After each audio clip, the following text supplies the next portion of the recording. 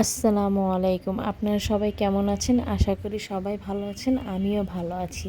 আজকে চলে আসলাম রাত্রে রান্না করার জন্য। প্রথমে আমি এখানে একটু পেঁয়াজ দিছি। পেঁয়াজটা হালকা একটু লাড়াচাড়া করে তারপর হলুদের ফাঁকি, মরিচের ফাঁকি, ধনিয়া, জিরা মশলাটা একটু পানি দিয়ে মিশিয়ে তারপর এখানে দিয়ে দিলাম।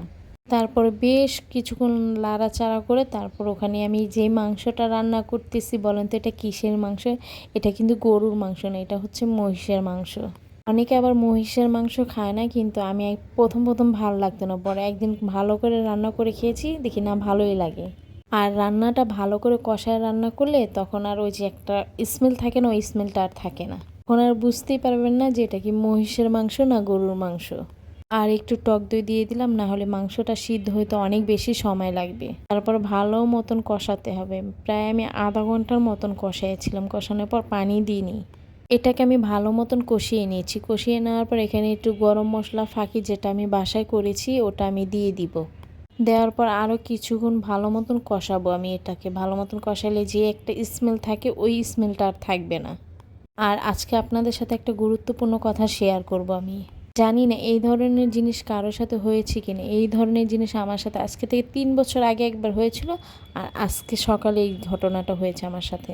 দেখতে দেখতে তো রোজা শেষ হয়ে আসলো, তো রাতের যারা আঙ্কেলরা ডাকে তারা আসছে আমার বাসায় প্রায় 8:30টার দিকে হবে সকালে।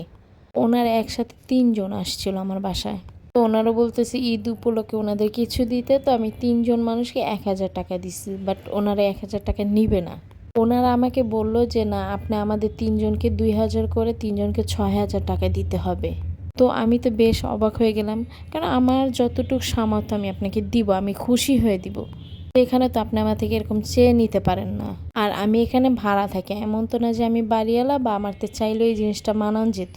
তো আমি আঙ্কেলদের বললাম, আঙ্কেল এটা কিভাবে সম্ভব, আমি আপনাকে এর বেশি দিতে পারবো না। তো ওনারা এক পর্যায়ে অনেক বার্গেনিং করলো যে না, এর কমে ওনারা নিবেই না, নিবে না, প্লাস এখান থেকে যাবে না, আর আমাকে ঘরে গেটও লাগাতে দেয় না। তো আমার বাসায় যে দারোয়ান আঙ্কেল ছিল উনি তো সবসময় গেট লাগানো থাকে, উনি আবার ওয়াশারে ওখান থেকে পানি আনতে গেছিলো, উনি আবার নিচে ছিল না। আর আমার হাজবেন্ডও বাসায় ছিল না, উনি ছিল ঢাকার বাহিরে। তো আমি কি করব বুঝেই উঠতে পারতেছি না। এক পর্যায়ে চিল্লাচিল্লির শব্দ পেয়ে আমাদের দারোয়ান আঙ্কেল তখন সিঁড়ি দিয়ে উপরে উঠে আমাদের এখানে আসলো। আসার পর আঙ্কেলও বললো যে আপনারা কিভাবে উপরে চলে আসছেন, আমি তো আপনাদের নাই করে দিছি, বলছি যে আপনাদের লাগলে আপনি আমাদের বলবেন, আপনারা কেন উপরে আসেন। তো তখন আমি আঙ্কেলকে বললাম, দেখেন আঙ্কেল, উনি আমার থেকে 3 জন হিসাবে 6,000 টাকা চাচ্ছে, এটা কি সম্ভব বলেন?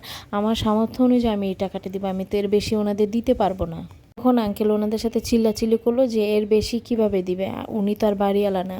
1,000 টাকা হলে নেন, না হলে চলে যান, মানুষ যেটা খুশি হয়ে দিবে সেটাই তো নেবেন। একটা কথা আছে যে না আপা, আমার হচ্ছে না, আর 500 টাকা বাড়ায় দেন, আমরা 500 করে নিব। তখন আঙ্কেলের চিল্লাচিল্লি শুনে চুপ করে তখন আমার থেকে 1,500 টাকা নিয়ে চলে গেল।